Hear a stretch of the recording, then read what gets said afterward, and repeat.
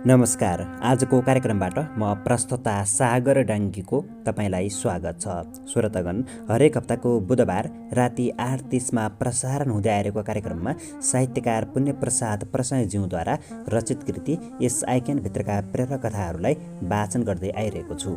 आजको श्रृङ्खलामा पनि यस आइक्यानभित्रका प्रेरक कथाहरूको साथमा उपस्थिति भइसकेको छु। श्रोतागण, योभन्दा अघिल्लो कार्यक्रममा वाचन गरिएका अरू साहित्यिक रचनाहरूलाई पनि सुन्न सक्नुहुनेछ। अब वाचन सुरु गर्छु यस आइक्यानभित्रका प्रेरक कथाहरू।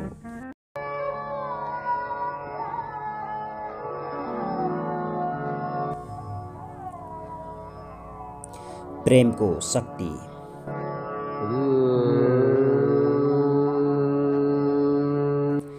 प्रेम नदी हो, ऊ आतुरताले बग्छ कहाँ पुग्न, सागरमा विलिन हुन। सागरमा पुगेर आफ्नो परिचय, आफ्नो गर्व र ओज सहार गुमाउँछ नदीले। यो थाहा छ उसलाई, तर ऊ रोक्दैन आफूलाई। मन्जुर छ यो विलय उसलाई। यो हो प्रेम। सबै दिइसकेर फेरि पनि दिने इच्छा पुरा भएकै हुँदैन, अझ दिन मन लागिरहेको हुन्छ। प्रेम न हामी कहिले गुमाउँछौँ न त कहिले प्राप्त गर्छौँ। प्रेम बाहिर आश्रित पनि छैन जसलाई खोज्नु परोस्, बस यसलाई प्रकट गर्नु छ। कुनै अन्य बाहिरी शक्ति प्रयोग नगरी प्रेमले हरेक कुराको व्यवस्थापन गर्छ। प्रेममा फैलने विशेषता हुन्छ, त्यसैले यसको फैलावटमा विश्व ब्रह्माण्ड नै समाहित हुन सक्छ।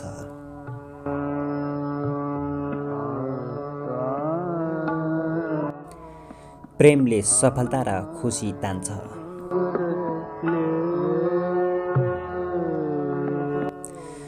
हजारौं प्रश्न र हजारौं समस्याको एउटा साझा उत्तर हो प्रेम। प्रेमलाई परिभाषामा बाँध्न सकिँदैन, यो अनुभूत गर्ने कुरा हो। प्रेम हाम्रो अन्तरको गहनतामा अवस्थित छ। जसरी एउटा मानिसमा अनन्त शक्ति लुकेको हुन्छ, प्रेमको शक्ति पनि त्यसै गरी लुकेको हुन्छ। यो बाहिरबाट मागेर ल्याउन या दिन मिल्दैन, सधैँ हृदयमा रहन्छ।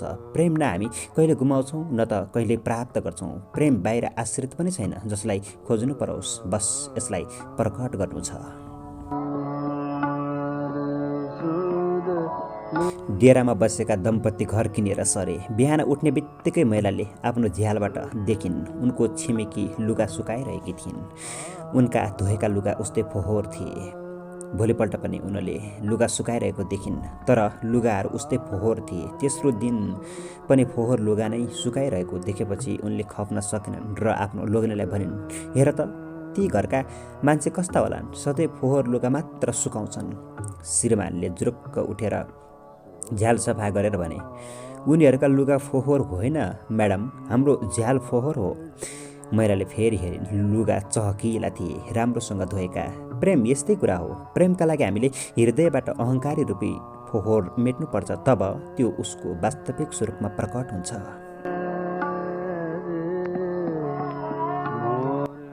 जसबाट प्रेम पोखिन्छ, करुणा पोखिन्छ, त्यो मानिस हर बखत सुन्दर देखिन्छ। जस्तो तपाईँ फुलहरूलाई हेर्नुहोस्, ती प्रेमका परिभाषा हुन्। कुनै पनि फुल तपाईँले उदास देख्नुहुन्न। किनकि उनीहरू प्रेम दिन्छन्। जोसँग प्रेम छ ऊ अरू केही कुरा नभए पनि उदास हुँदैन। उसले हर बखत अरूलाई आकर्षित गरिरहेको हुन्छ। फुलले कहिले कोहीसँग प्रेम माग्दैन, बस ऊ फुल्छ, प्रेम पोख्छ, प्रेम छर्छ। तब सारा संसारले उसलाई प्रेम दिन्छ। पुतली मौरीदेखि मानिससम्म फुलमा झुमिन्छन्। प्रेममा आकर्षण गर्ने गजबको शक्ति हुन्छ।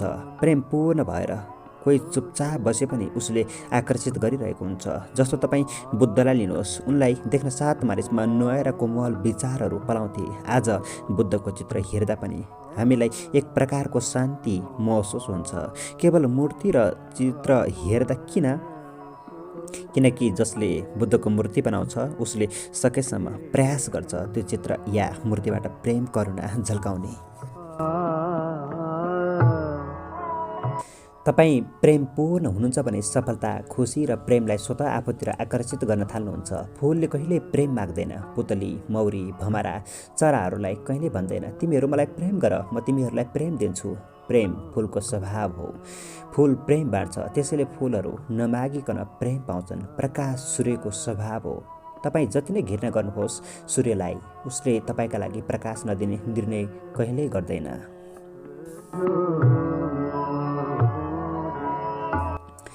सर्वप्रथम बुझ्न आवश्यक छ, प्रेम सकारात्मक शक्ति हो। हामीबाट अदृश्य रहेको प्रेममा अथाह शक्ति लुकेको छ।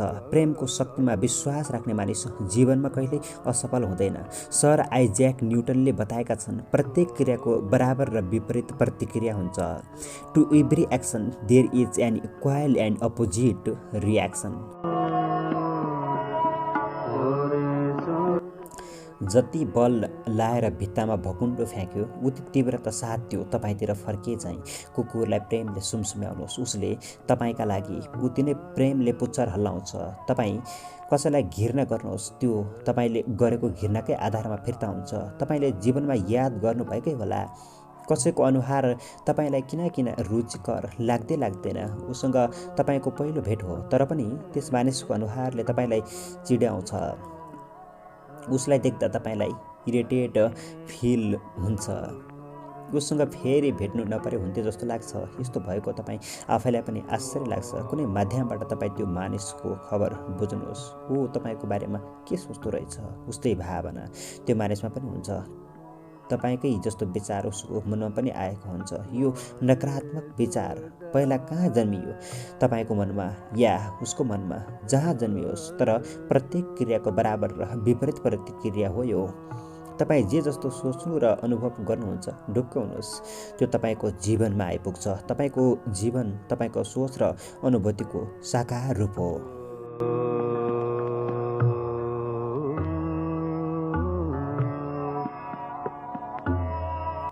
तपाईँले आफ्नो परिवारको कुनै सदस्यप्रति रिस पोख्नु भएको छ भने त्यो तुरुन्तै तपाईँतिर फर्किनेछ। भित्ता कोरिरहेको 5 वर्षीय छोरो सम्यकलाई जब विनिता ठुलो स्वर गर्थिन्, तब सम्यक एउटा सिटी किनेर ल्याउँथे र विनिताको कान छेउछेउमा गएर जोड-जोडले बजाउँथे। किन मेरो कानमा आएर बजाएको? तब सम्यक रहस्य खोल्थे। किन तपाईँले मलाई रिस उठाउनु भयो त? एक दिन भान्जी दिया उनको बाबासँग अर्की मम्मी ल्याउनका लागि अनुरोध गरिरहेकी थिइन्। मैले बहिनी सीतालाई सोधेँ, आज तिमीले भान्जीलाई गाली गरेकी थियौ किन? उनले प्रश्न गरिन्। दिया सुभाष ज्वाइँसँग अर्की मम्मी ल्याउन अनुरोध गरिरहेकी थिइन्।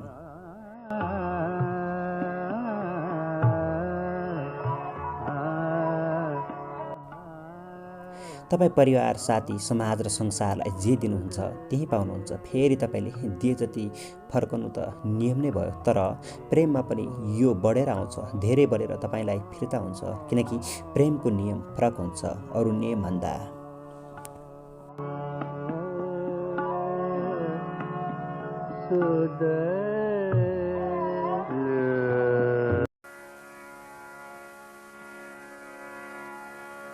प्रेमको प्रतीक्षा होइन, प्रस्ताव गरौँ।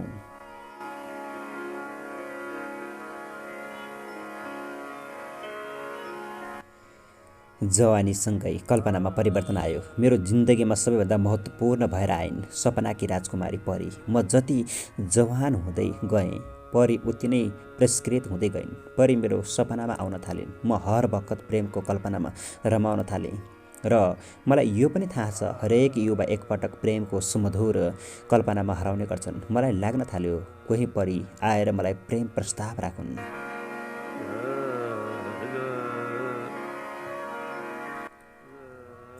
सायद हरेक युवा मन यस्तै मधुर कल्पना गर्छ। हरेक युवती राजकुमारको प्रतीक्षामा हुन्छन्। हो, प्रतीक्षा गर्दा गर्दै कति राजकुमार र परीहरू बुढाबुढी हुन्छन्। यदि तपाईँ चन्द्रमा मन पराउनुहुन्छ भने त्यहाँ तपाईँ आफै जानुपर्छ। चन्द्रमा तपाईँ समक्ष आउँदैन। यदि तपाईँ एभरेस्ट चढ्न चाहनुहुन्छ भने एभरेस्ट तपाईँका अगाडि झुक्दैन, तपाईँ गएर चढ्नुपर्छ। खजानाको चाहना गर्नुहुन्छ भने त्यसको खोजी तपाईँले नै गर्नुपर्छ। यदि तपाईँलाई तिर्खा छ भने नदीको प्रतीक्षामा कुप्री नपर्नुहोस्, पानी खोजी गर्नुहोस्। प्रेममा पनि यही नियम लागू हुन्छ। प्रतीक्षा गरेर नबसौँ, प्रस्ताव गरौँ, अर्थात् परीको प्रतीक्षा नगरौँ, प्रस्ताव गरौँ राजकुमार बनेर। त्यसै गरी राजकुमारको प्रतीक्षा नगरौँ, आफैले प्रस्ताव गरौँ परी बनेर।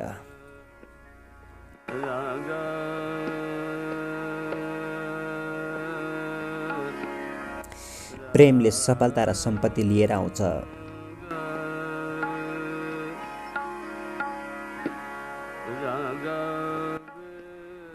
घरबाट बाहिर निस्कदा एक महिलाले आँगन अगाडि 3 जना वृद्ध मानिस बसेको देखिन्। उनीहरूका दारी र कपाल सेतै फुलेका थिए। उनीहरूले तिनीहरूलाई चिनेनन्। भनिन्, मैले तपाईँहरूलाई चिने जस्तो लागेन, तर मलाई लाग्छ तपाईँहरू अति नै भकाउनु भएको छ। कृपया भित्र आउनुहोस्, म तपाईँहरूका लागि केही खानेकुराको व्यवस्था गर्छु। घरमा अरू कोही मानिस छन्? ती ज्येष्ठ नागरिकले सोधे। हुनुहुन्छ, उनीहरूले फेरि भने। हामी 3 जना एकैसाथ घरभित्र आउन सक्दैनौँ किन? महिलाले सोधिन्।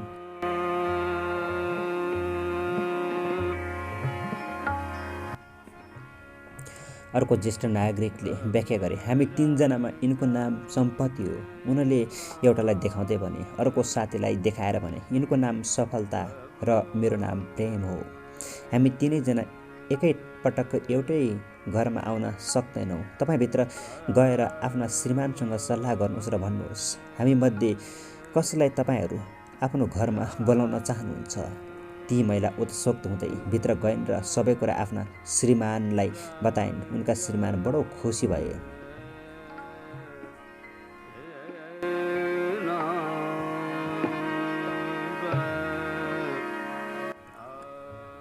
ओहो, कति राम्रो कुरा, उनले भने। अहिले हाम्रो अति नै कठिन समय बितिरहेको छ, त्यसैले जाऊ, सम्पत्तिलाई बोलाऊ। हामीले हाम्रो घर धनले भर्नुपर्छ।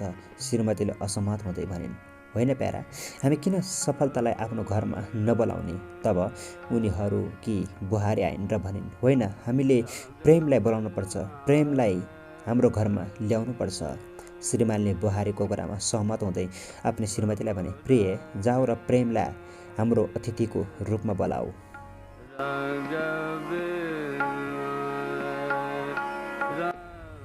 महिला बाहिर गइन् र भनिन्, तपाईँहरूमध्ये को प्रेम हो? कृपया हाम्रो अतिथिको रूपमा पाल्नुहोस्। प्रेम अगाडि बढेर घरतिर लागे। तब ती बाँकी 2 पनि उनकै पछि लागे। ती महिलाले सफलता र सम्पत्तिसँग भनिन्, मैले त प्रेमलाई मात्र बोलाएकी थिएँ, तपाईँहरू किन आउनुभएको? उनीहरूले भने, यदि तपाईँले सम्पत्ति र सफलतामध्ये कुनै एकलाई बोलाएको भए हामी 2 बाहिरै रहने थियौँ, तर तपाईँले प्रेमलाई बोलाउनु भयो। जहाँ प्रेम जान्छ त्यही हामी पनि सँगसँगै जान्छौँ। जहाँ प्रेम हुन्छ सम्पत्ति र सफलता पनि त्यही हुन्छ। वास्तवमा मानिसको सहारा सफलताको आधार नै प्रेम हो। यदि कोही आमा बाबुले आफ्ना छोराछोरीलाई अत्यन्त प्रेममय वातावरणमा हुर्काएका छन् भने ती बच्चाहरूमा प्रेमको अभावमा हुर्किएका बच्चाहरूको दाँजोमा सफलताको सम्भावना प्रचुर हुने गर्छ।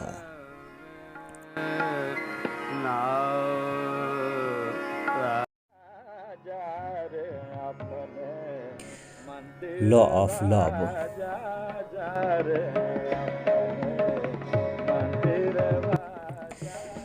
हरेक कुराको एउटा नियम हुन्छ, प्रेमको पनि नियम छ। प्रेमको नियम हो अविभाज्यता। यसले व्यवस्था दिन्छ। कुनै अन्य बाहिरी शक्ति प्रयोग नगरी प्रेमले हरेक कुराको व्यवस्थापन गर्छ। प्रेममा फैलिने विशेषता हुन्छ, त्यसैले यसको फैलावटमा विश्व ब्रह्माण्ड नै समाहित हुन सक्छ।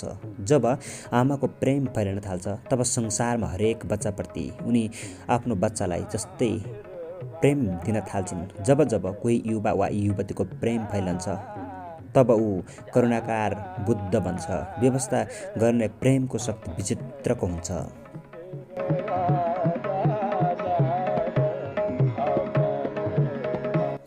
विश्व प्रसिद्ध कलाकार भ्यान गग, जसका चित्रको आज करोडौँ मूल्य छ, तर उनी जीवित हुँदा एउटा पनि चित्र बिकेन। उनै भ्यान गगको जिन्दगीमा एउटा अद्भुत घटना घटेको थियो। उनलाई कुनै केटीले प्रेम गरेनन्। उनी शारीरिक रूपमा कुरूप थिए। न उनी राम्रोसित लुगा लाउँथे, न त नुहाइ धुवाइ नै गर्थे। उनीसँग ठिक तरिकाले बोल्ने कला पनि थिएन, न उनी ठिकसँग खान्थे। तर उनी प्रेममा पागल र कसैको दिवानाको रूपमा घुमिहिँड्थे।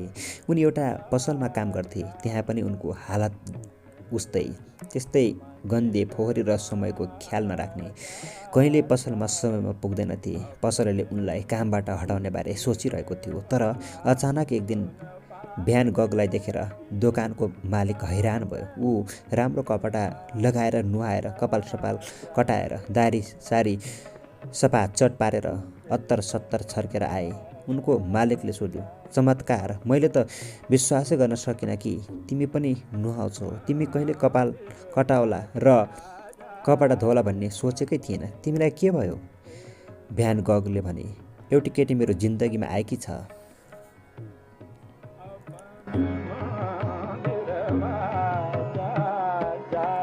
प्रेम व्यवस्था हो। मानिसको जुन सम्भाव्य दुनियाँ छ त्यसमा प्रेम एक तत्त्व हो जसले व्यवस्था दिनेछ। हामीले यति धेरै विकास गरेका छौँ, यो सभ्यता निर्माण गरेका छौँ किनकि यो कसैका लागि राम्रो लागेको छ, त्यसैले विकास गरेका छौँ। हो, सुविधाको कुरा पनि छ, तर मुख्य हो यो कसैलाई राम्रो लाग्दै गयो। जब तपाईँ कसैलाई प्रेम गर्नुहुन्छ भने उसलाई भेट्ने बेलामा सौन्दर्यप्रति सचेत रहनुहुनेछ। जब तपाईँ बिहे गर्नुहुन्छ तब धन कमाउने, घर बनाउने कुरामा निकै चनाखो रहनुहुन्छ। प्रेममा परेको मानिस अव्यवस्थित रहन चाहँदैन। प्रेमको अपेक्षा नराखेको युवा प्रेममा नपरेको मानिस एकदमै लापरवाह हुन्छ। लाग्छ यिनीहरू भ्यान गगकै अवतार हुन्। तपाईँ कोही सुन्दरीसँग डेटिङ गइरहेको कल्पना गर्नुहोस्। तपाईँ ढोकाबाट निस्केर पनि फेरि फर्केर एकपटक ऐना हेरेर जानुहुन्छ। फेरि सेन्ट थप्नुहुन्छ, कपाल र लुगा मिलाउनुहुन्छ। तपाईँका गोठमा हरदम मुस्कानको रेखा दौडिरहन्छ। प्रेमलाई क्रूरता अस्वाभाविक लाग्छ। यो नियम हो प्रेमको। प्रेमको पहिलो नियम नै हो सौन्दर्य र सभ्यता। संसारमा जति पनि सभ्यता बसेका छन् त्यो सब प्रेमकै कारणले हो।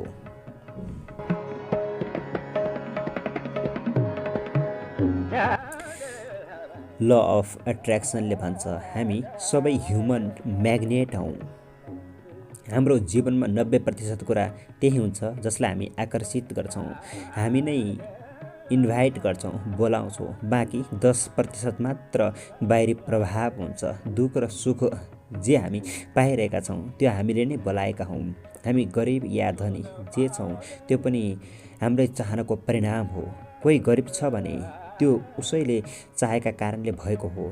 त्यस्तै ल अफ लभले भन्छ तपाईँ प्रेम दिनुहुन्छ भने त्यसको कयौँ गुणा बढी प्रेम पाउनुहुन्छ। कसैले मानेर या नमानेर ल अफ लभ बदलिँदैन।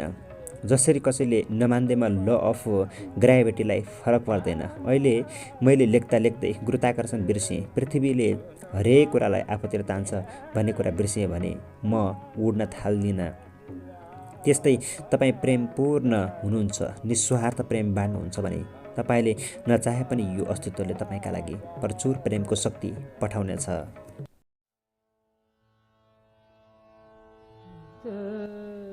समयले मात्र बुझेको छ प्रेमको महत्त्व।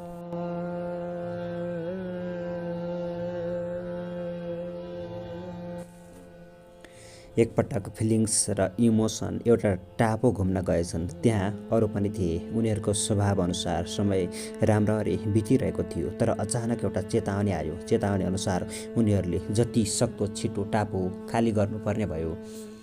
सबै दुःख मान्दै हतार हतार आफ्नो बोटतिर दौडिए। कोही हतारमा बिग्रेको नाउ बगाउन थाले, तर लभ भने अझै पनि त्यो टापु छोड्न कुनै हतारो गरिरहेको थिएन। जब बादल घोर कालो बन्दै गयो तब मात्र प्रेमले महसुस गर्यो अब चाहिँ हिँड्ने बेला आयो। तर ऊ समुद्रमा पुग्दा त्यहाँ नाउ थिएन। उसले चारैतिर आशाको नजरले हेऱ्यो। उसले देख्यो समृद्धि बडो लग्जरियस बोटमा बसेर जाने लागेको थियो। प्रेम करायो, ओ प्रोपरेसिटी, मलाई नावमा लिएर जान्छौ?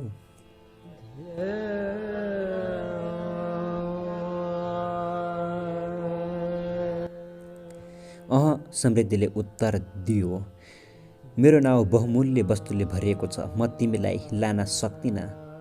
तिम्रो लागि ठाउँ नै छैन।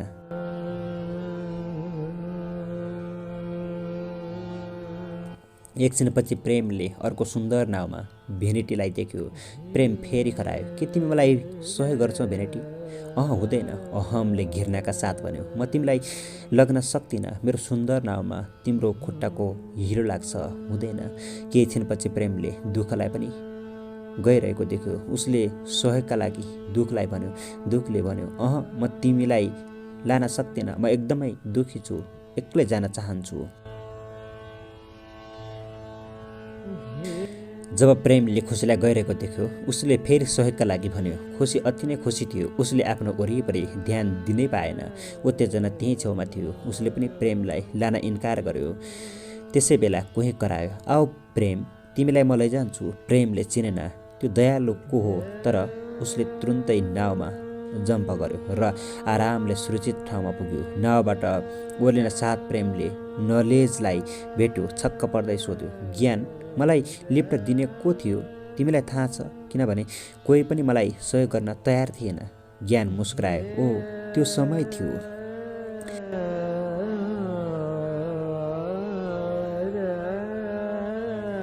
प्रेमले छक्क पर्दै सोध्यो, अनि किन समय मेरा लागि रोकियो र मलाई लिएर सुरक्षित ठाउँमा गयो? नलेज गहिरो बौद्धिकताका साथ हाँस्यो र उत्तर दियो, किनकि केवल समयलाई मात्र थाहा छ तिम्रो महानता र क्षमता। तिमीले यो संसारमा महान खुसी र शान्ति ल्याउन सक्छौ भन्ने कुरा।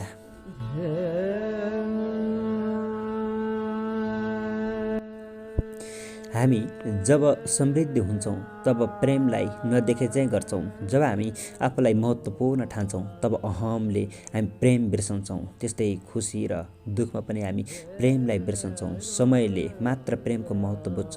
समयमा मात्र हामी प्रेमको महत्त्व बुझ्छौँ। किन त्यति लामो समय पर्खिने? हामीले प्रेमलाई जीवनको महत्त्वपूर्ण अङ्ग किन नबनाउने?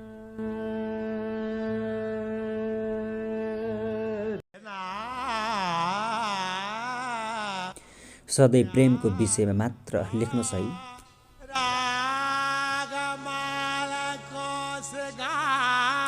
संसारमा सायदै प्रेमको जति अरू कुनै विषयमा लेखिएको होला, प्रेम जति अरू कुनै विषयमा गाइएको होला। अब पनि प्रेमका गीतहरू गाइरहनेछ, मानिसले प्रेमकै विषयमा लेखिरहनेछ। यस धरतीमा मानव अस्तित्व रहेसम्म प्रेमको विषयमा लेख्न र गाउन रोकिने छैन। नेपालमा पनि प्रेमको विषयमा धेरै पुस्तक लेखिएका छन्। म आफैले पनि 19 वर्षको उमेरमा पहिलो उपन्यास कुमुदिनीको विषय वस्तु प्रेम नै रोजेको थिएँ भने त्यसको केही वर्षपछि पिङ्गला लेखेको थिएँ प्रेमकै विषयमा। एक किशोरको अल्लारे प्रेम जसमा पागलपनको हदसम्मको प्रेम हुन्छ, जो आफ्नो प्रेमिकाका लागि यो संसारको सर्वनाश गर्न समेत तयार हुन्छ र अधभैँसे युवतीको गम्भीर तर व्यावहारिक प्रेम बीचको द्वन्द्व यसको विषयवस्तु हो। प्रेम विषयक उपन्यास पढ्न चाहने पाठक बीच पिङ्गला निकै प्रिय बन्यो। आज म प्रेमको बारेमा लेख्न बस्दा ती हजारौँ पाठकलाई सम्झिरहेछु जसले मलाई पत्र लेखेर, त्यो बेला इमेलको चलन चलिसकेको थिएन, आफ्नो उदात्त भावना पोखेका थिए। मेरो प्रिय लेखक पुण्य, तपाईँ चाहिँ सधैँ प्रेमको विषय मात्र लेख्नुहोस् है।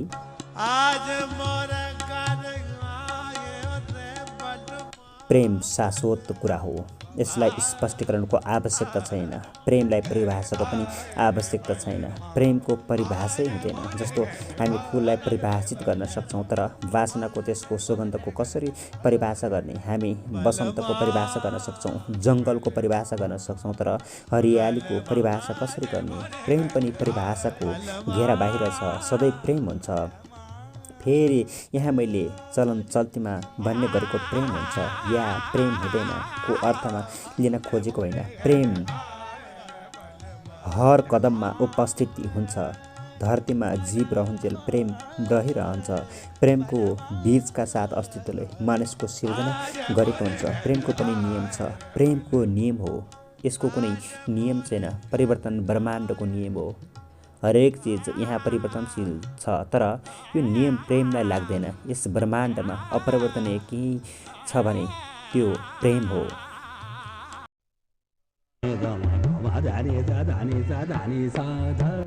प्रेमको दर्शन।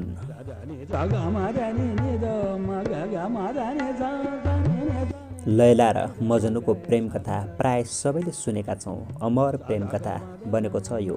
लैलाको वियोगमा मजनु पागल जस्तै बनेको थियो। ऊ हर पल लैला लैला मात्र भन्थ्यो। लाग्थ्यो ऊ केवल एक शब्द लैलाको अनन्त गीत गाइरहेछ। मजनुको यस्तो हालत देखेर बादशाहलाई खुब माया लाग्यो। उसको दरबारमा 101 सुन्दरी थिए। उसले विचार गर्यो मजनुलाई लैलाभन्दा भव्य सुन्दरी दिनु पर्यो। उसलाई लैलाको यादै नआओस्। उसले ती सुन्दरीहरूलाई मजनुका अगाडि लाइन लगाएर उभ्याउन लगायो र भन्यो, ल तिमी छान, यहाँ तिम्री लैलाभन्दा कयौँ गुणा सुन्दर केटीहरू छन्। जुन मनपर्छ त्यो तिम्री भई। यिनीहरू देशकै सुन्दरी हुन्। मजुनुले सबै केटीलाई पालै पिलो हेऱ्यो। सबका सब सुन्दरी थिए, देशका सर्वश्रेष्ठ सुन्दरी। सबैलाई हेरिसकेपछि मजुनुले भन्यो, यहाँ त लैला छैन।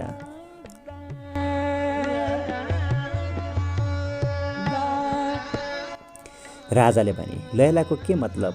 तेरी लैलाभन्दा कयौँ गुणा सुन्दर युवती छन् यहाँ। यी सुन्दरीमध्ये कुनै एक छानेर आफ्नो घरजम गरेर बस। के पागल बनेर लैला भन्दै रुँदै हिँड्छस्? मजुनुले भन्यो, यहाँ मेरी लैला छैन, तपाईँ बुझ्नुहुन्न हो प्रेमको कुरा। तिनीहरूले कहिल्यै बुझ्न सक्दैनन् जसले प्रेम गरेका छैनन्, प्रेम रसमा बगेका हुँदैनन्। मजुनुका लागि लैला सुन्दरता होइन, प्रेम हो।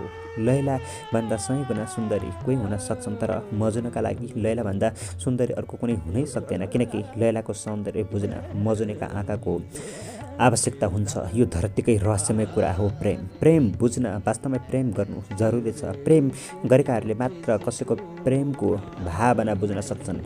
वास्तवमा प्रेम यस्तै हो। यदि हामी साँच्चै प्रेमको कुरा गर्छौँ भने, तर यो पदार्थवादी युगले प्रेमको भाषा पचाउन सक्दैन। ऊ मलाई प्रेम गर्दैन, म मात्र उसलाई के खाँचाले प्रेम गरौँ? हामीले प्रेमलाई खुम्च्याएर आफ्नो सानो थैलीमा राखेका छौँ, जबकि यसको गुण विश्वव्यापी हुनु हो।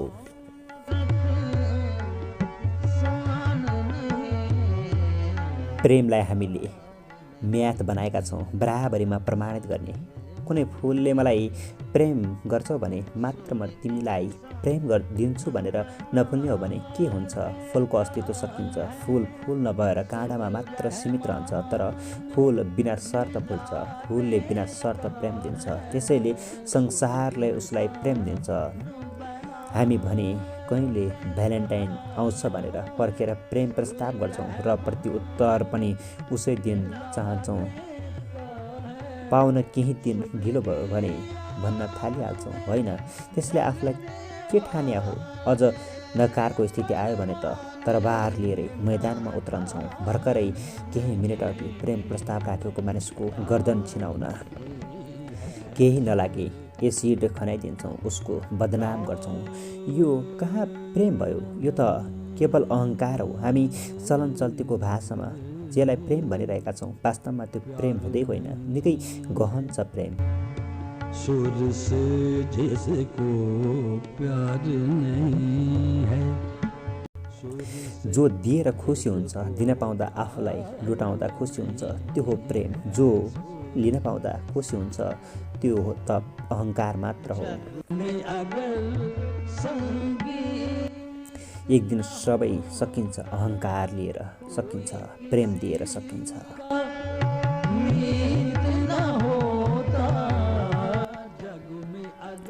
निकै ठुलो एउटा रुख थियो। त्यसको फूल र फलको स्वाद लिन टाढा टाढाबाट चरा र पुतलीहरू आउँथे। त्यसैमा गोठ बनाएर बस्थे र उड्थे। हावा चल्दा परसम्म मगमग बाँच्न चल्थ्यो। त्यसको छाया फैलेका हाँगा आकाश नै छुने गरी उभिएको उसको रूप निकै सुन्दर देखेको थियो। एउटा सानो बालक त्यसको छायामा सधैँ खेल्न आउँथ्यो। प्रत्येक दिन त्यो ठुलो रुखलाई सानो बालकसँग प्रेम भयो। जब बालकलाई भोक लाग्थ्यो, ऊ त्यही रुखको फल खान्थ्यो। बालक सानो थियो, त्यसैले रुखमा चढ्न सक्दैनथ्यो। तब रुख आफ्नो शाखा बालकका लागि तल झुकाउँथ्यो ताकि ऊ फलफुल टिप्न सकोस्। कहिले फलहरू यसै भुइँमा झारिदिन्थ्यो। जब बालक उसको फल टिप्थ्यो र खान्थ्यो, तब त्यो बोटी ज्यादै खुसी हुन्थ्यो। उसको प्राण आनन्दले भरिन्थ्यो। त्यो बालकप्रति रुखको प्रेम ज्यादै जाँगियो। बालक ठुलो हुँदै गयो। ऊ कहिले उसको छायामा सुत्थ्यो, कहिले उसको फल खान्थ्यो, कहिले त्यसको फुललाई मुकुट बनाएर लाउँथ्यो र जङ्गलको राजा बन्थ्यो। फुलको मुकुट लगाएर बालक नाच्दा बोट खुसी हुन्थ्यो।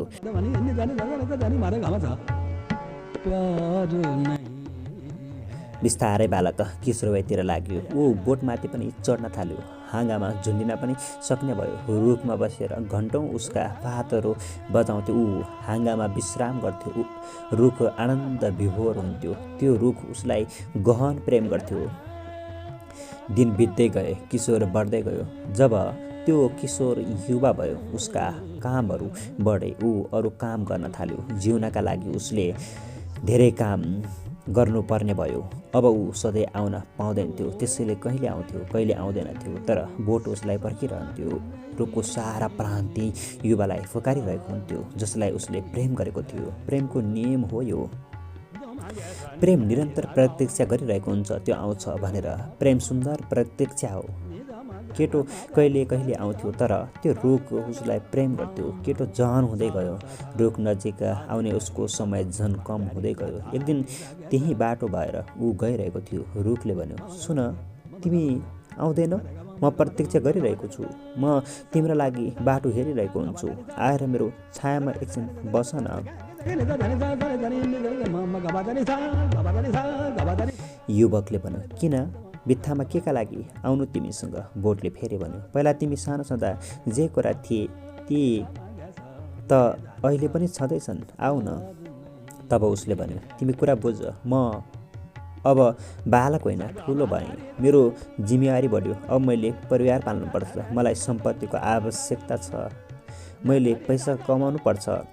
त्यो बोटले धेरै सोच्यो। आफ्नो प्रेमका लागि ऊ केही गर्न चाहन्थ्यो। उसको आवश्यकता पुरा गर्न पाउँदा उसको आत्मा तृप्त हुन्थ्यो। उसलाई ख्याल आयो, भन्यो, उसो भए तिमी एउटा काम गर, मेरो सबै फल टिपेर लैजाऊ र बेच, सायद तिमीले पैसा कमाउँछौ।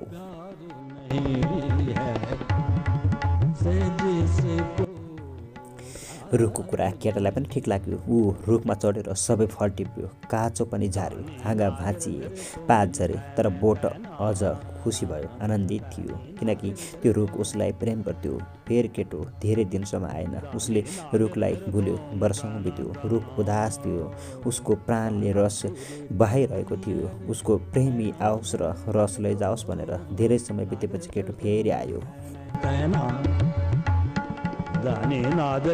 केटो अब प्रौढ भइसकेको थियो। बोटले उसलाई भन्यो, आऊ आनन्दले बस मसँग, के दौडधुप गर्छौ? प्रौढले भन्यो, छोडिदेऊ यस्ता वाहियात कुरा, यो त बच्चाको कुरा हो। मलाई एउटा घर बनाउनु छ, कसरी घर बनाउने भन्ने चिन्ता छ मलाई। बोटले सगर्व भन्यो, घरको चिन्ता? यो कत्रो कुरा हो र? तिमी मेरा हाँगा काटेर लैजाऊ, यति धेरै हाँगा छन् मसँग, सायद तिमी घर बनाउन सक्छौ। र त्यो प्रौढ वंशर लिएर आयो। उसले त्यो रुखका हाँगा काट्यो। बोट नाङ्गो भयो। फेरि पनि बोट आनन्दित थियो। काठ पाएपछि त्यस मानिसले पछाडि फर्केर समेत हेरेन। उसले घर बनायो। समय बित्दै गयो। ठुलो रुख बाटो हेर्दै बस्यो। ऊ कराउन चाहन्थ्यो, तर अब उसँग पात हाँगा केही थिएनन्। हावा आउँथ्यो तर उसमा गति थिएन र सोध्न पनि सक्दैनथ्यो। तथापि उसको प्राणमा एउटै आवाज थियो, आऊ आऊ।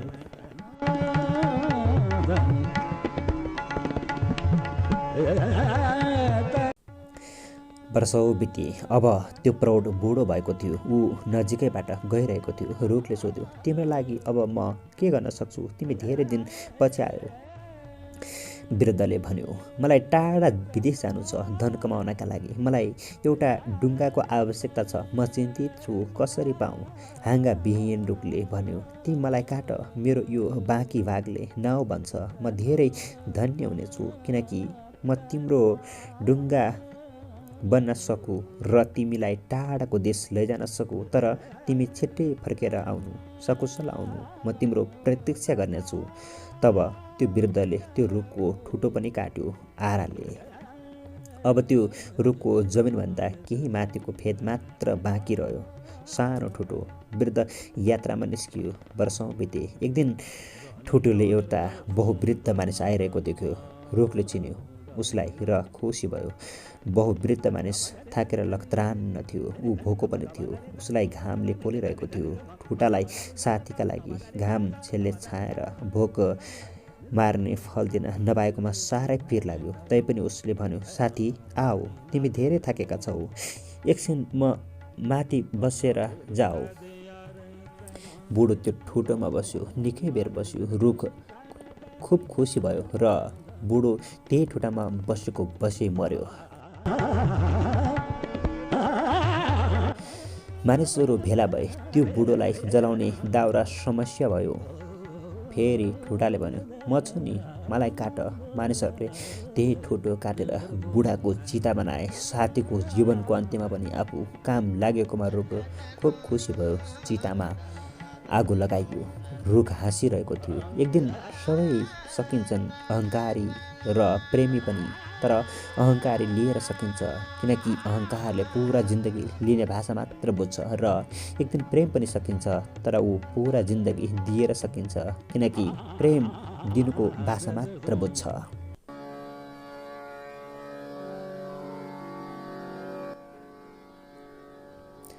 प्रेमको अर्थ।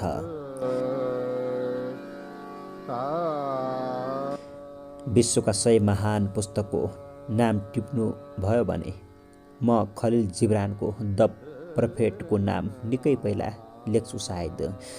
यो मेरो प्रिय पुस्तकमध्ये एक हो। मैले यो पुस्तक नेपाली भाषामा अनुवाद गर्न पाउँदा निकै गर्व अनुभूत गरेको थिएँ। यो पुस्तकमा जिब्रानले प्रेमको शाश्वत स्वरूप देखाएका छन्। प्रोफेटमा जिब्रान कसरी पोखिएका छन्। प्रेम। अलमित्राले भने, हामीलाई प्रेमको अर्थ बुझाऊ। तब उसले आफ्नो टाउको उठाएर त्यो जनसमूहतिर हेऱ्यो। सर्वत्र शान्ति छायो। गम्भीर स्वरमा ऊ भन्न थाल्यो, प्रेम जब तिमीलाई पुकार्छ उसको पछाडि जाऊ। यद्यपि उसको बाटो कठिन र दुर्गम छ। जब उसको पखेटाले तिमीलाई आफ्नो बक्सेमा समेट्न थाल्छ, समर्पित हौ। उसको काखीमा लुकेको तरबारले तिमीलाई घाइते बनाउँछ भने पनि बनाओस्। जब उसले तिमीसँग केही भन्छ भने त्यसमा विश्वास गर। सम्भव छ कि उसको बानीले तिम्रो सपना चुरचुर गरिदिनेछ, जसरी उत्तरको चिसो हावाले पुरा उपवनलाई उजाड बनाइदिन्छ। किनकि प्रेमले यदि तिमीलाई राजमुकुट पहिराउन सक्छ भने सुलीमा पनि चढाउन सक्छ। यदि त्यो तिम्रो विस्तारका लागि हो भने तिमीलाई छिल्नका लागि पनि।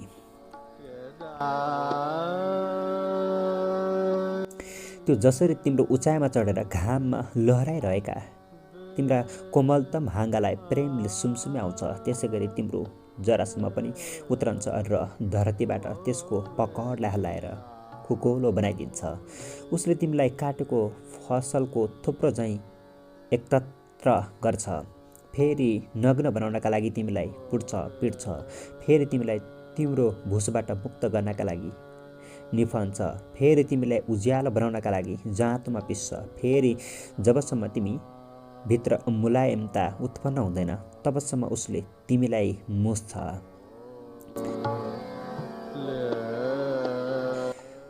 तब ऊ तिमीलाई आफ्नो पवित्र अग्निमा सेक्छ, ताकि तिमी प्रभुको पवित्र खानाका लागि पवित्र रोटी बन्न सक।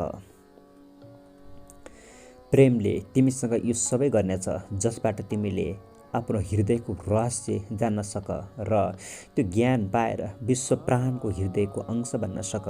तर यदि तिमीलाई यी कुरादेखि डर लाग्छ भने र तिमी केवल प्रेमको शान्ति र आनन्द नै पाउन चाहन्छौ भने तिम्रा लागि यही उचित हुनेछ कि तिमी आफ्नो नग्नता ढाकेर प्रेमको यो आँगनबाट बाहिर निस्केर जाऊ तिमी त्यो जगतमा जहाँ ऋतु हुँदैन, जहाँ तिमी हाँस्छौ भने पनि तिम्रो सम्पूर्ण आँसु प्रकट नहोस् र रुन्छौ भने पनि तिम्रो सम्पूर्ण आँसु बग्न नसकोस्। प्रेमले केवल स्वयंलाई दिन्छ र स्वयंबाटै पाउँछ। प्रेमले कसैमाथि आधिपत्य जमाउँदैन, न कसैको आधिपत्य स्वीकार्छ, किनकि प्रेमका लागि प्रेम नै पर्याप्त छ। तिमी जब प्रेम गर्छौ तब यो नभन कि प्रभु मेरो हृदयमा छन्। तिमीले भन्नुपर्छ, म प्रभुको हृदयमा छु। यो कहिल्यै नसोच कि तिमी प्रेमलाई मार्गदर्शन गर्न सक्छौ, किनकि यदि तिमी सुपात्र हौ भने प्रेम आफैले तिम्रो मार्गदर्शन गर्नेछ। स्वयंलाई कृतार्थ गर्नुका अतिरिक्त प्रेमको अरू कुनै इच्छा हुँदैन। तर यदि तिमी प्रेम गर्छौ र इच्छा नगरी बस्न सकेनौ भने यही इच्छा गर कि तिमी द्रवित भएर त्यो निर्झरी ऋणी झैँ बग्न थाल, जो रात्रिका लागि मधुर गायन गर्छे।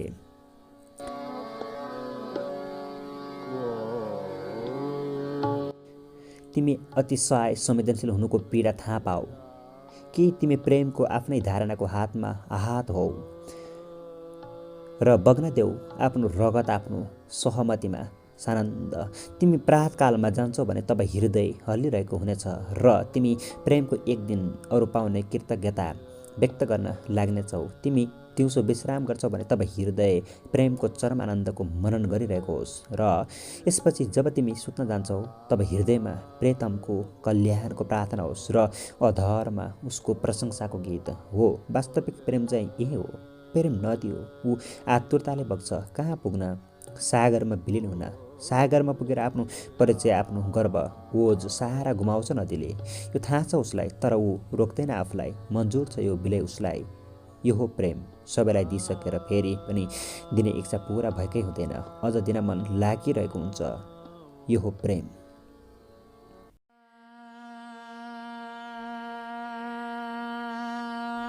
छोरा, म तिमीलाई प्रेम गर्छु।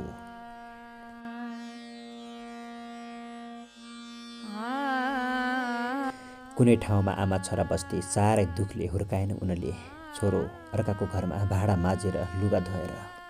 उनीले छोरालाई पढाइन्, छोरो पढ्दै बढ्दै गयो। ऊ जवान भयो, आमा बुढी हुँदै गइन्। आमा खुसी थिइन्, बुढेसकालको सहारा उनको छोरोको पढाइ राम्रो थियो। छोराले पढाइसक्यो, जागिर खान थाल्यो। सधैँ छोराकै चिन्ता गर्ने आमालाई छोराको बिहे गर्नेबारे पनि चिन्ता थियो। छोराको छिट्टै बिहे गरेर उनी नाति नातिनाको मुख हेर्न चाहन्थिन्। नसोच्दै नजिकैको गाउँबाट उनको छोराका लागि एक यज्ञ परिवारकै छोरीको कुरा आयो। कुरा मिल्यो, बिहे भयो। उनीहरूले एउटा राम्रो घर पनि बनाए। घर बनाउँदा र छोराको बिहे गर्दा बुढीले अर्काकोमा काम गरेर कमाएको सारा सम्पत्ति सकियो।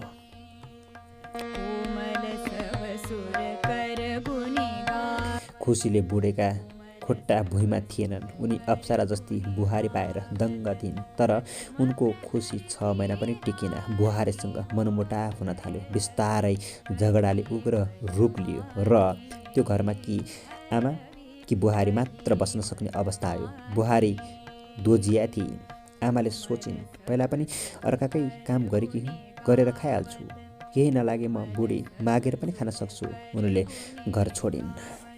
प्रथम प्रहर की रानी हो भैरवी कहीं। घर छोडेपछि छोरा बुहारीले आमालाई लगभग बिर्से। उनी कहाँ जान्छन्, के खान्छन्, उनीहरूलाई कुनै चासो भएन। तर बुढी आमा जहिले पनि बेलुका कामबाट फर्किँदा छोरा बुहारीको घरको बाटो भएर फर्किने गर्थिन् र आफूले कमाएका आधा छोरा बुहारीका लागि पठाइदिन्थिन्। छोरो धनी थियो, उसलाई आमाले दिएको त्यो सानो धनको खासै अर्थ थिएन। तर पनि आमाको मन, उनी त छोरालाई सधैँ सानो देख्थिन्। छोरा बुहारी बासमती चामलको भात खान्थे, तर आमा कनिका जस्ता चिउरा बोकेर आइन् भने पनि घरतिर हेरेर कराउँथिन्। ए बाबु, भोक लाग्यो भने भन है, मैले चिउरा ल्याएकी छु। उनी अझै पनि छोरा चिउरा खान आऊ भन्दा हाफ झाफ गर्दै दौडदै आउने त्यही टुहुरो बालक ठान्थिन्। कोही होस् कि नहोस्, उनलाई मतलब थिएन। केही पोल्टामा छ भने उनी छोरालाई बोलाइहाल्थिन्। छोरा बुहारी घरमा भएको बेला उनीहरू रिसाउँथे। छोरो भन्थ्यो, आमा मसँग निकै धन छ, अब मैले कहिले भोको बस्नु पर्दैन, तिमी आफ्नो ख्याल राख। आमा भन्थिन्, बाबु त तेरा लागि र संसारका लागि पो ठुलो भइस्, तर मेरा लागि त आज पनि उही पहिलाको बुथुरे नै होस् नि। बाबु भोको चाहिँ नबस है, केही भएन भने मलाई भन्, म तिमीहरूका लागि जसरी पनि खानेकुरा लिएर आउँछु। निकै समय यसै गरी बित्यो। आमाले सधैँ छोरा बुहारीको चासो राखिन्। नाति जन्मियो, हुर्कियो। उनले नातिका लागि पनि आफूले सकेको उपहार पठाइदिइन्। एक दिन छोरा बुहारीलाई नराम्रो दिन आयो। उनीहरूको व्यापार टाट पल्ट्यो, ऋण लाग्यो। छोराको हालत एकदमै खराब भयो। उसले निकै उपाय गर्यो, तर पार लागेन। ऊ आमा कहाँ गयो। उसलाई थाहा थियो आमासँग उनका बिहेका सुनका गहना छन्। उसले आमालाई धेरै खोज्यो, भेट्न निकै गाह्रो भयो। निकै लामो मेहनतपछि उसले आमालाई बाटो किनारामा एउटा थोत्रो बोराले बारेको कटेरोमा पायो। आमालाई उसले आफ्नो बर्बादीको कथा सुनायो। एक वचन केही नभने आमाले उसलाई आफ्ना गहना मात्र होइन, उनीहरूले अर्काकोमा काम गरेर जोगाएको सबै पैसा पनि दिइन्। छोरालाई दिन पाएर उनी खुसी भइन्। छोरो गयो, छोराको समस्या सुल्झियो। उसले आमालाई फेरि बिर्सियो, तर आमाले सधैँ छोराको ख्याल गरिरहन्। एकपटक फेरि छोरालाई समस्या आयो। छोराका किडनी फेल भए, ऊ नबाच्ने भयो। बुहारीले सबै कुरा आमालाई भनिन्। आमाले रुँदै भनिन्, उसलाई मेरो मृगौला दिएर बचाइदेऊ।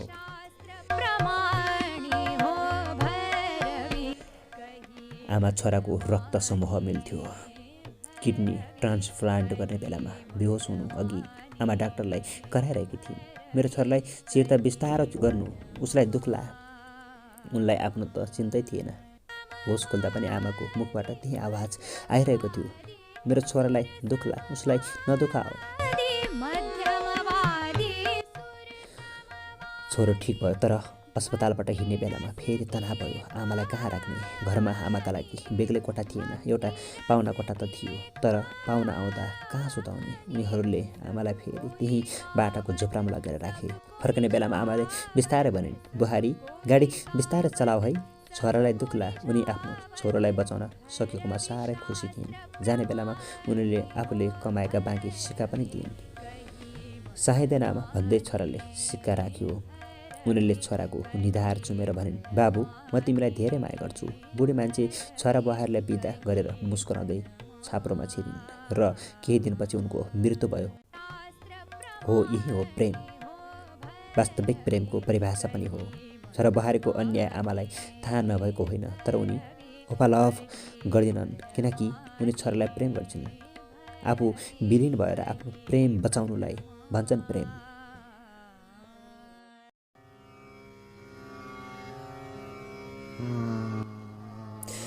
प्रेमले स्तर हेर्दैन।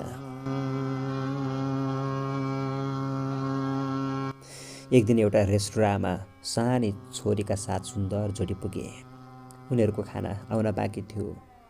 छोरी सिसा बाहिर एक मानिसलाई देखेर खुब रमाउन थालिन्। आमाले छोरीलाई तानेर धेरै पटक अर्कोतिर फर्काएर बसाइन्, तर छोरी फेरि पनि पछाडि नै फर्केर त्यो मानिससँग रमाउन थालिन्। त्यो मानिस ती सानी बच्चीलाई खुसी बनाउन आफ्नो अनुहार बिगारेर जोकरको जस्तो अनेक क्रियाकलाप गर्थ्यो। बच्ची खेतका छोडेर हाँस्थिन्। दम्पतिलाई यो कुरा सहै भएन। मानिसहरूले उनीहरूलाई हेरेको देखेर लज्जाबोध पनि भइरहेको थियो, किनकि त्यो मानिस फोहोरी देखिन्थ्यो। ऊ फोहोर सफा गर्ने काम गर्थ्यो सायद।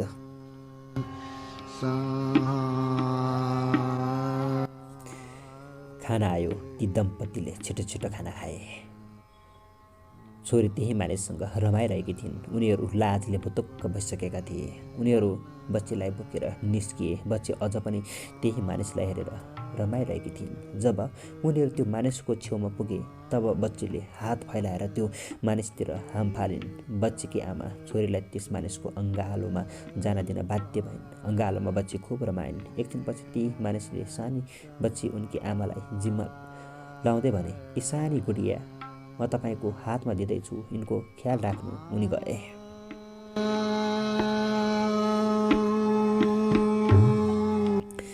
प्रेमलाई ती दम्पतिको आँखाले होइन, बच्ची र त्यो राम्रो लुगा नलगाएको मानिसको आँखाले हेर्नुहोस्। प्रेम कपडा, देश, जात, धर्म, वाद, धन, सौन्दर्य आदिको आधारमा विभाजित हुँदैन। प्रेमलाई उसको वास्तविक धर्ममा रहन दिनुपर्छ। प्रेमले कुनै पनि कुरामा भेदभाव गर्दैन। जब भेदभाव आउँछ तब त्यहाँ प्रेम हुँदैन। प्रेममा तल झर्न सक्नुपर्छ, तर तल झरेर सानो भइन्छ भन्ने भ्रममा पर्नुहुन्न। हिमालहरू उठेर महान बनेका छन् भने पानी तल झरेर सागर बनेर महान बनेको छ। तर प्रेममा यी दुवै गुण हुनुपर्छ। तल झरेर जब तपाईँ कुनै आर्तहरूका दुखी रहेका घाउमा मलम लाउनुहुन्छ, तब तपाईँ कदापि सानो बन्नुहुन्न। प्रेमको काम कसैलाई सुधार्ने होइन, कसैलाई परिवर्तन गरेर आफू जस्तो बनाएर आफ्नो धर्म, वाद र विचारमा ढालेर प्रेम गर्ने होइन। प्रेमको काम हो केवल प्रेम गर्ने, उसको वास्तविकतामा प्रेम गर्ने, उसको निजी स्वरूपमा प्रेम गर्ने। प्रेमको धर्म नै भेदभाव नगर्नु हो।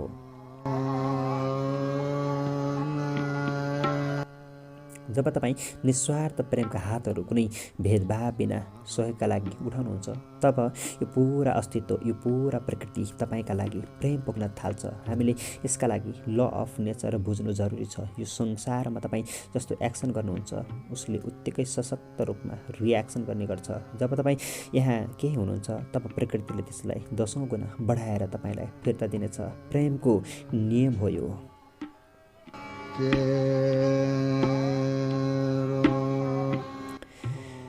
प्रेम सफलताको ढोका हो।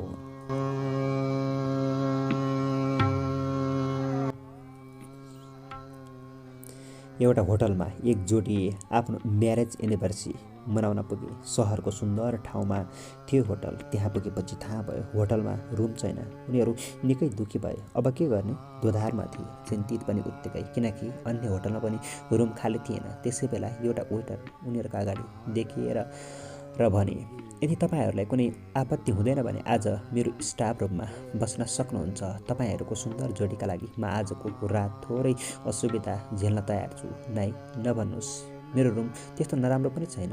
सहरमा सम्मेलन चलिरहेका कारण तपाईँहरूले अन्य होटलमा पनि रुम पाउने सम्भावना छैन।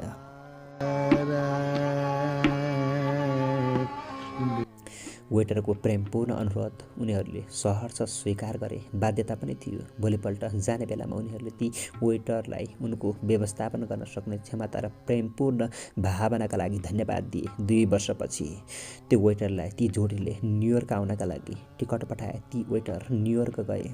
ती जोडीले उनलाई एउटा आलिशान होटलमा लिएर गएर भने, यो होटल हामीले तिम्रा लागि बनाएका हौँ। आजदेखि यस होटलको म्यानेजर हौ तिमी। मजाक गर्नुहुन्छ तपाईँहरू, ती वेटरले पत्याएनन्। तर त्यो सत्य थियो। तिम्रो प्रेममय व्यवहार र व्यवस्थापन गर्ने अद्भुत कुशलताका कारण हामी तिमीलाई यो जिम्मेवारी दिइरहेका छौँ। उनीहरूले उनलाई सम्झाए, कुनै पनि बेला तपाईँले गरेको निस्वार्थ प्रेम तपाईँको जीवनमा हजारौँ गुणा बढेर फिर्ता आउनेछ। एउटा वेटर अचानक 5 तारे होटलको म्यानेजर हुन सक्छ। यस ब्रह्माण्डमा प्रेम एउटा अचूक औषधि हो जो संसारको जुनसुकै कुनामा पनि समान रूपमा चल्छ, जसको भाषा जोसुकैले पनि स्पष्ट बुझ्न सक्छ। मानिससँग मुस्कुराउनुहोस्। दुखी मानिसहरूलाई ठुल्ठुलो कुरा दिन नसके प्रेमले धाप मार्नुहोस्। प्रेम नमाग्नुहोस्, दिनुहोस्। प्रेम मागेर होइन, बाँडेर बढ्छ। प्रेममा फैलन शक्ति छ।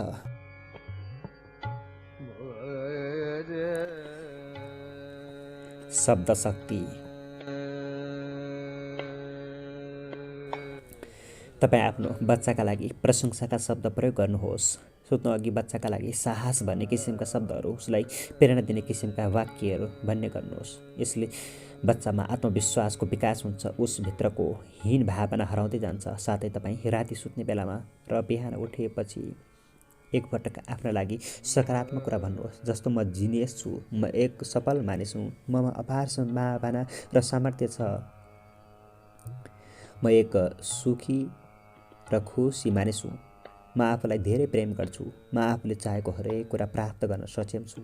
शब्दको प्रयोगलाई खेलाँची ठान्ने भुल नगरौँ। शब्दहरू जब निस्कन्छन् तिनीहरूले आफ्नो कार्य सुरु गरिसकेका हुन्छन्। यदि तपाईँ आफ्नो अवचेतनलाई विश्वासमा लिएर भन्नुहुन्छ, अन्तरआत्माबाट केही बोल्नुहुन्छ भने त्यो वास्तवमै पुरा हुन्छ। हिन्दू दर्शनमा हामीले मन्त्रबारे सुनेका र पढेका छौँ। कुनै पनि वाक्य तपाईँ 1 लाख पटक भन्नुहुन्छ भने त्यो मन्त्र बन्छ र त्यसले काम गर्न थाल्छ। सफलताका लागि शब्दको शक्ति। बोल्नु एउटा महत्त्वपूर्ण कला हो। सफलताका लागि यो कलाको अहम भूमिका हुन्छ। जब हामी बोल्छौँ त्यसको असर सुन्ने मानिसमा मात्र होइन, स्वयं बोल्ने मानिसलाई पनि उत्तिकै परिरहेको हुन्छ। यदि तपाईँ अर्काका लागि नराम्रो बोल्नुहुन्छ भने त्यो तपाईँका लागि पनि उत्तिकै असरदार हुन्छ। यदि कोही वक्ता मञ्चमा उभिएर तपाईँ महान हुनुहुन्छ, संसारका कुनै पनि मानिसले गरेको काम गर्न तपाईँ योग्य र समर्थ हुनुहुन्छ भन्छ भने त्यो उसका लागि पनि उत्तिकै प्रभावकारी हुन्छ जति अरू सुन्ने मानिसलाई। जब तपाईँ भन्नुहुन्छ यस आई क्यान, तब यो कुरा मनले मात्र लिने होइन, तपाईँको शरीरका हरेक कोशिकाले उत्तिकै रूपमा ग्रहण गर्छन् र त्यो काम सफल पार्नमा तपाईँको शरीरका हरेक कोशिका उत्तिकै उत्सुक रहन्छन्। त्यस्तै तपाईँ कुनै काम गर्नुअघि मबाट यो काम हुन सक्दैन भन्नुहुन्छ भने तपाईँको मन मात्र होइन, हरेक कोशिका निष्क्रिय रहन मन पराउँछन्।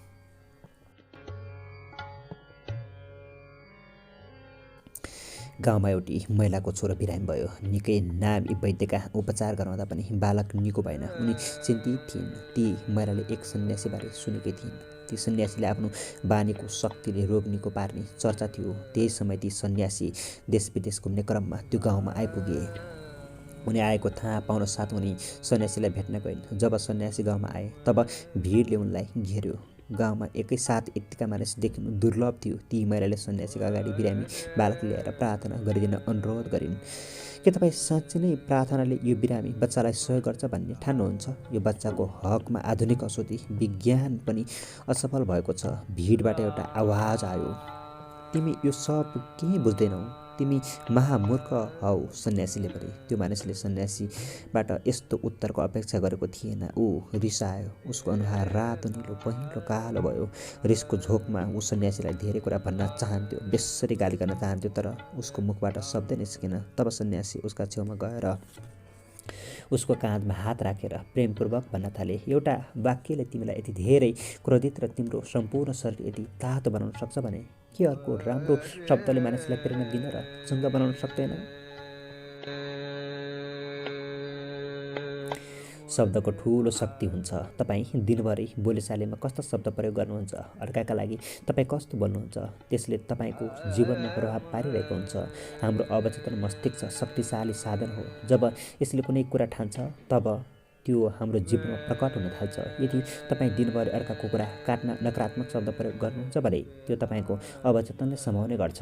अवचेतनले त्यो शब्द कसका लागि हो भनेर बुझ्दैन। तपाईँ कुनै कुरामा साथीभाइसँग अब त केही राम्रो होला जस्तो लाग्दैन, यो देशमा केही हुँदैन, मेरो स्वास्थ्य खतम छ, म बर्बाद हुन्छु जस्तो लाग्छ, मेरो बिजनेस डामाडोल होला जस्तो छ जस्ता शब्दहरू प्रयोग गर्नुहुन्छ भने तपाईँको अवचेतनले त्यसलाई समाउने गर्छ र त्यही दिशामा काम सुरु गर्छ।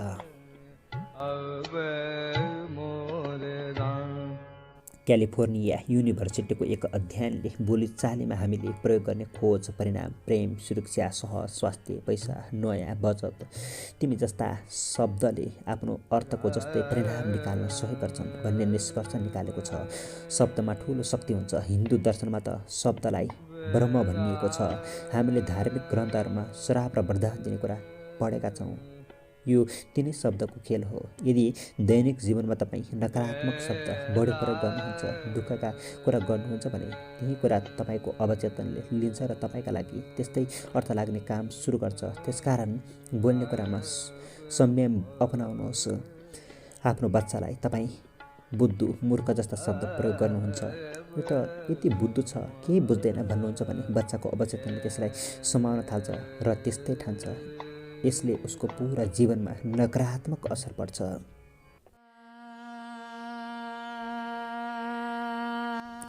सफलताका लागि प्रेरणा र प्रशंसाका शब्द।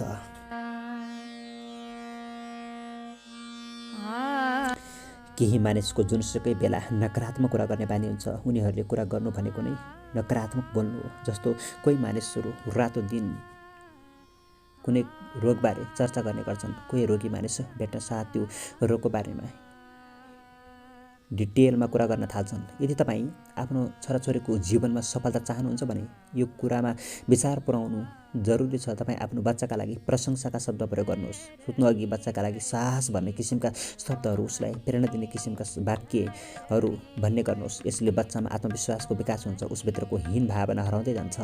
साथै तपाईँ राति सुत्ने बेलामा र बिहान उठेपछि एकपटक आफ्ना लागि सकारात्मक कुरा भन्नुहोस्। जस्तो म जिनेस छु, म सफल मानिस हुँ, ममा अपार सम्भावना र सामर्थ्य छ।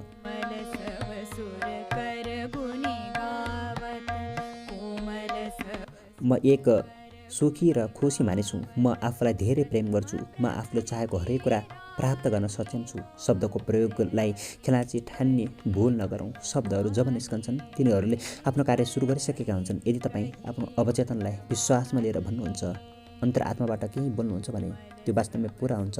हिन्दू दर्शनमा हामीले मन्त्रबारे सुनेका र पढेका छौँ। कुनै पनि वाक्य तपाईँ 1,00,000 पटक भन्नुहुन्छ भने त्यो मन्त्र बन्छ र त्यसले काम गर्न थाल्छ।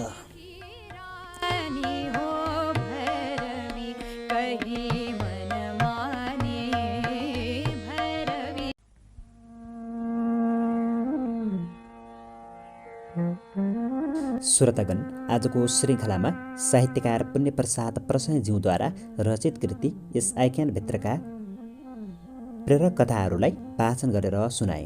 आजको श्रृङ्खलामा वाचन गरिएका यस आख्यानभित्रका प्रेरक कथाहरू तपाईँलाई कस्तो लाग्यो? कृपया जस्तो लाग्यो त्यस्तै प्रतिक्रिया जनाउन सक्नुहुनेछ। हस्त अब अर्को श्रृङ्खलामा यस आख्यानभित्रका प्रेरक कथाहरूको साथमा उपस्थिति हुने नै छु। तबसम्मका लागि आजको श्रृङ्खलाबाट म प्रस्तोता सागर डाङ्गी बिदा हुन्छु। नमस्कार, शुभ पल, शुभ क्षण।